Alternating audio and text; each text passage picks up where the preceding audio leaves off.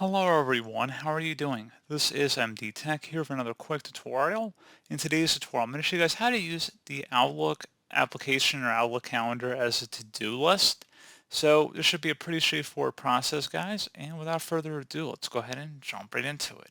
So all you have to do is select the little check mark on a clipboard icon. Just go ahead and left click on that. And this is going to be your to-do list.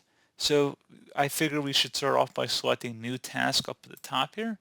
And now at this point, you go ahead and insert whatever task you want to do. So you could say, wash the car, and you can name the subject whatever you want again. So it doesn't really matter.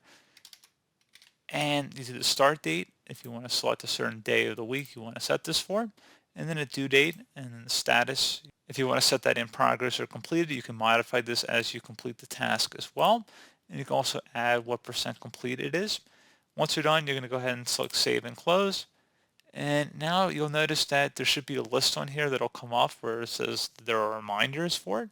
So you can see tasks by date. So you can see next week you have a task on here. If you open it up, you can see what's listed in here. And you can also adjust it as well. You can mark it as complete by selecting the Mark as Complete button. You can remove it from the list, as well as if you want to change what the due date is and the follow-up required. So a pretty straightforward process on that, guys. You can also forward it to a different email address as well if you want to notify it to someone else. And that's pretty much it. So as always, thank you guys for watching this brief tutorial. I do hope I was able to help you out, and I do look forward to catching you all in the next tutorial. Goodbye.